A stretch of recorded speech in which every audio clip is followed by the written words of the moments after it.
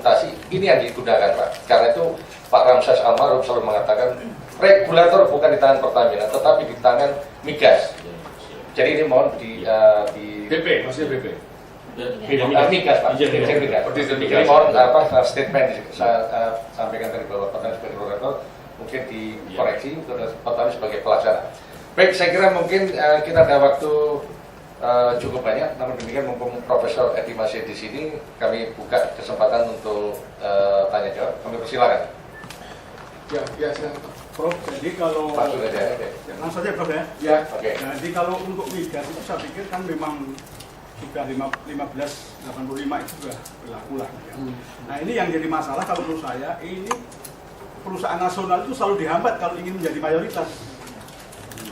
Nah jadi mungkin kalau nanti Profesor itu masuk di dalam pembahasan dengan Komisi Hukum Indonesia ini dalam rangka membicarakan tentang negosiasi kontrak, ini yang kita perjuangkan adalah bagaimana perusahaan-perusahaan nasional khususnya Pertamina itu bisa menjadi mayoritas di setiap blok-blok itu gitu loh. Nah, ini kan masalahnya misalnya seperti di Blok Mahakam.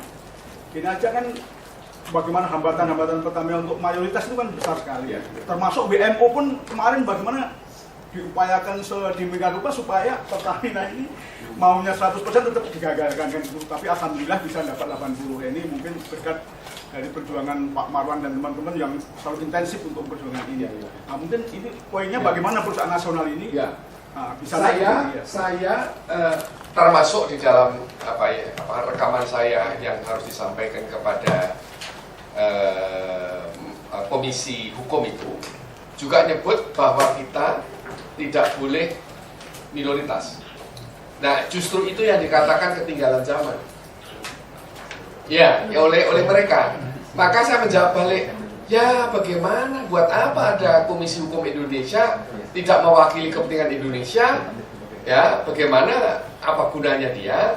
Pandangannya sangat klise dan obsolet. Obsolet itu usang. Klise dan usang. Itu pendapat developantalis kuno aja, itu ketinggalan zaman. Dia sendiri ketinggalan zaman, dia nggak tahu. Dan biasanya orang ketinggalan zaman kan tidak tahu. Jadi memang saya akan memang kita harus mayoritas. Tapi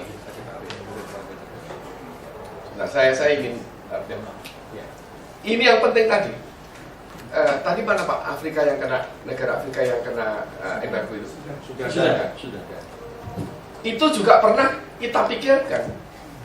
Kalau mau masuk sini, itu dia juga harus memberi saham gratis kepada perusahaan nasional mereka. Ini sudah dilakukan. Jadi bukan aneh. Saya juga bahkan minta kalau ada developer yang mau bangun pasar,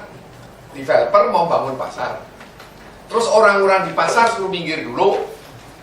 Setelah minggir, developer membangun, orang di luar tadi tidak bisa masuk lagi karena per meter persegi nggak terbayar. Ini kesalahan adalah karena uangnya dikasih kepada developer. Jadi pasarnya waktu jadi milik dan manajemen by the developer. Jadi inilah yang namanya menggusur orang miskin, tapi bukan menggusur kemiskinan. Dan ini terjadi di mana-mana. Dan ini kejahatan perbankan. Lebih percaya sama developer daripada lebih percaya pada orang-orang pasar itu sendiri, penghuni lama dari pasar. Sekarang ini mereka hilang. Dan ini gaya yang ramai sekarang dibicarakan di Jawa Tengah kan gitu. Gubernurnya pro mall. Gimana toh? Jika Jokowi bertahan, berani menentang, berani. Nah, saudara, sungguhnya bank itu perannya juga penting. Kredit saya berikan, ini kau menggusur tanah rakyat, boleh? Kredit diberikan, tapi 10% saham harus untuk rakyat yang kau gusur. Jadi rakyat selalu mempunyai pemilikan. Sekarang itu tiap detik terjadi transfer pemilikan dari orang melemah dan miskin kepada orang kaya. Tiap detik terjadi. Jadi yang digusur, menggusurnya pun pakai kredit bank, kan gila itu. Ya, dan setelah digusur dengan ganti rugi, bukan ganti untung. Di Malaysia tetap dia berhak diberi saham.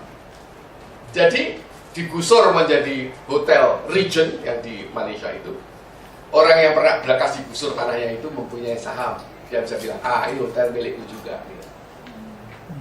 Ini dilakukan oleh negara yang diembargo. Bisa ngatur investor luar untuk memberikan pemilihan saham kepada perusahaan nasional. Kalau kita malah monggo. Memang kita ini, nah, saudara, ini ya sedikit ya, biar semangat itu ada. You kenal nasionalisme dari Sanana. Saya bilang sama Sanana, karena dia minta tolong saya untuk membuatkan GBHN, garis-garis besar daripada haluan negara. Dia bilangnya pakai daripada juga. Ya, dia ikut-ikut Pak Harto ya. Dia bilang begini, saya bilang jadilah nasionalis yang hebat. Kalau you mau jadi nasionalis betul, pikirkan rakyat. Ya, harus menjadi tuan di negeri sendiri. You have to become the master in your own homeland. To be the master in your own homeland. Dia jawabnya apa? Yes, Pak Edi. We do not want to be the master of ceremony in our own homeland. Kalau master ceremony kan menyilakan, monggo mau apa, ini loh tambang saya ada, you mau ambil tambang, ini ada juga ini minyak, monggo ambil kan itu seremoni kan gitu Pak. Dia menegaskan, yes Pak Edi, I want to be the master in our own homeland, but not the master of ceremony in our own homeland. Nah ini hebatnya. Jadi kalau Sanana bisa bilang tidak kalah hebatnya dengan Ho Chi Minh, kok kita nggak bisa bilang apa-apa? Nah ini jadi apa tadi? Memang kemauan ya. Kalau memang tidak dikdaya, you tahu dikdaya nggak? Ini bahasa Jawa, ini nggak tahu bahasa Indonesia ada. Kita tahu Jawa ini Pak. Sakti. Apa? Sakti. Dikdaya itu ya, mangkak ya. Itu ya sudah. Tapi dia jadi presiden lagi. You pilih dia juga. Ya, off the record ya. Ya itulah. Jadi kita ini memang sudah jadi bebek semua. Be proud of to be Indonesian. Bangga dengan bangsa Indonesia. Dan saya bangga. Makasih. Mungkin pertanyaan satu lagi dari, kalau untuk saya jam 12 sampai. Terima kasih Prof. Edi. Saya kira mungkin seperti permintaan Prof. Edi. Mungkin ada satu lagi pertanyaan. Silakan.